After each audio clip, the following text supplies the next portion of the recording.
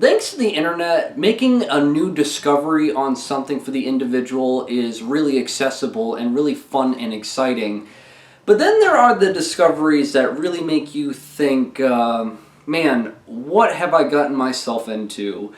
And it's the micro-genre, as it's considered, that being Gorenoise, that really starts to make me question just the sanity of humanity when we get to this realm of what's considered anti-music. About a month ago, I was asked in a comment that when it comes to talking about music here on YouTube, with all the styles and genres that I talk about in each topic video, how long do I really spend, really getting familiar with the styles and music? Do I just skim through everything, or do I really try to take my time processing all the different sounds and just styles of each said music genre?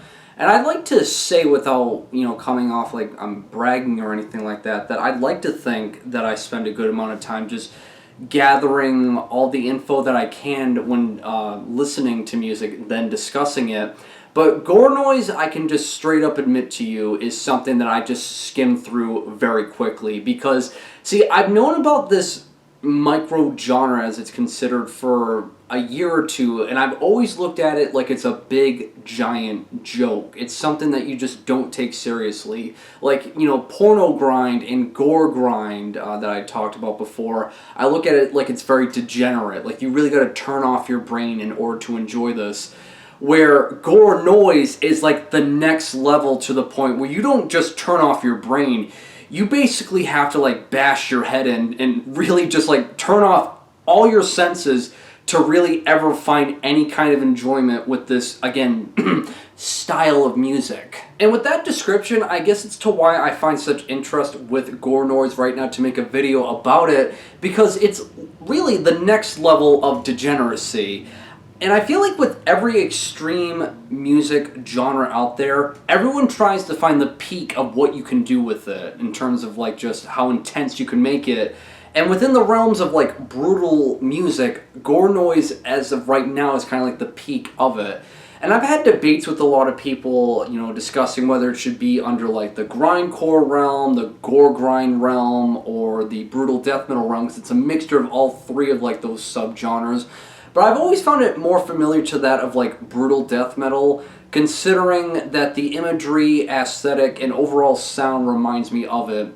Where brutal death metal, when you look at it and hear it, it seems like brutal death metal bands are kind of like self-aware of just how violent and ridiculous they come off sounding like, where Gorenoise artists just seem to be kind of like lost within the degeneracy of it, that they're almost like unaware, like they're kind of for it, I feel like, in some sense. Because recently I came across this video called How to Make Gorenoise. It's by this YouTube page, Pagefire, and it's a pretty silly and, ridiculous video that has a lot of like, cheesy comedy with it.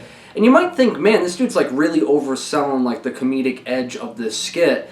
But honestly, it's like he's not really that far off as to just how ridiculous and silly everything is with Gorenoise. That again, it's just like a new level of degeneracy when it comes to any kind of like music integrity. Which, after watching that video, it only gave me more interest to search up and do more research about this style of music.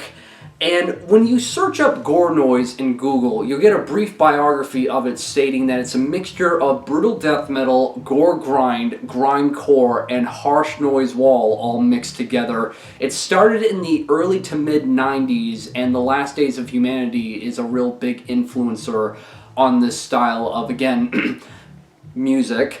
And I was really curious to know what is considered like the first ever Gorenoise release. And apparently online it's considered that the band Pathologist, with their demo Forensic Medicine and Pathology back in 1992, I believe this was released, is considered the first ever Gorenoise release.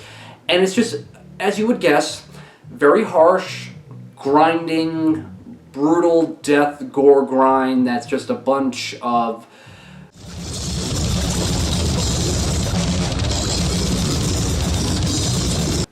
brutal noises, as you would kind of expect, but it's still interesting nonetheless to see where the origins of this anti-music came from. Now, as I stated a minute ago, when it comes to the big influencers of that on Gorenoise, Last Days of Humanity will be brought up. And it seems like any genre of music that has the word gore in front of the genre tag, like gore grind and gore noise, like Last Days of Humanity are like the forefathers for it. And while some may argue that Carcass's Reek of Putrefaction is like the first official gore grind release, I've seen a lot of debate considering the fact that it only has like half a foot within gore grind and the other half is mixed in with grindcore. So it's not like that pure unadulterated gore grind take, where Last Days of Humanity is just full force for it with no filler. God forbid you ever have a conversation with someone about Gorenoise in real life. It's important to consider what is like the big innovators of that, of gore grind, considering that gore grind is a mixture within all the different styles to make gore noise. And when you look at Last Days of Humanity's discography and go to their 2006 full-length album, that being Putrefaction in Progress, this is really like the peak of what gore noise can be, and man, it is fucking brutal. Like, I don't know how to describe it. It's just unrelenting brutality to the maxed out degree, and it's fucking intense. Mind you, if you were to check this album out and search it up, you know, there's really nothing about it that's easy to distinguish from each track. Like, every song on it is like 20, 30 seconds long at the most. Very grinding, noisy guitar riffs, if you want to call it that. Percussions that will just blast through everything, that it gets almost nauseating. And vocals that will really make you question if this is even possible to be done with the human anatomy. It's just very ridiculous. It's very intense in the most, again, degenerate way possible, I feel like, and that's where I find the interest with it. I mean, just look at how they are as a band and sound with this clip from the 2011 Obscene Extreme Music Fest, because, wow, it's just, again, so ridiculous.